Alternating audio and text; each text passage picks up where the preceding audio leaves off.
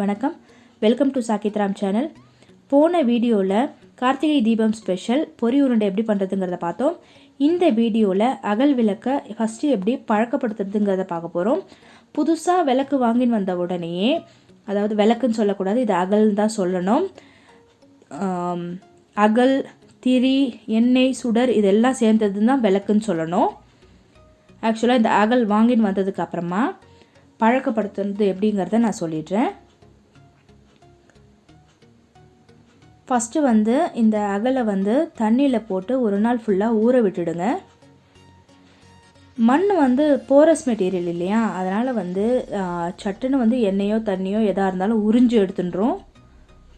எடுத்த உடனே இந்த அகலை வாங்கின்னு எண்ணெயை ஊற்றிட்டிங்க அப்படின்னா எண்ணெய் ஃபுல்லாக உறிஞ்சு எடுத்துடும். அதே மாதிரி திரியும் போட்டாலும் ரொம்ப பெருசாக எரிய ஆரம்பிச்சிடும். ஸோ இதே மாதிரி பழக்கப்படுத்திட்டு அதுக்கப்புறமா அகல் விளக்கை யூஸ் பண்ணும்போது ரொம்பவே அழகாக நின்று நிதானமாக எரியும், ரொம்பவும் எண்ணெயை குடிக்காது. ஸோ இதே மாதிரியே நல்லா ஊறினதுக்கப்புறமா 1 டே கழித்து நீங்கள் என்ன பண்ணணும் அப்படின்னா, எடுத்து வெயிலில் காய வைங்க. வெயில் இப்போது கார்த்திகை மாதத்தில் இந்த சீசனில் இப்போ மழை பெய்யுதுன்னு நினைக்கிறேன், வெயில் இருக்காதுன்னு நினைக்கிறேன். இப்போ என்ன பண்ணலாம் அப்படின்னா, நீங்கள் நிழல்லையும் இதை ஒரு ஓரமாக காய வச்சுக்கோங்க, தண்ணியை வடித்து எடுத்து வச்சுக்கோங்க.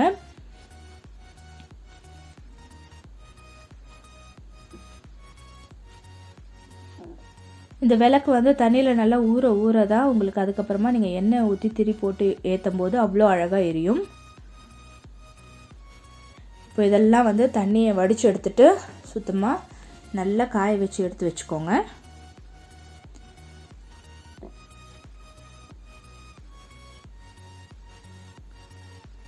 மண் பாத்திரமும் இதே மெத்தடில் தான் நீங்கள் பழக்கப்படுத்தணும். தண்ணியில் ஊற போட்டுட்டு அதுக்கப்புறமா சமைக்கும்போது உடம்புக்கு ஒன்றும் தீங்கு வராது.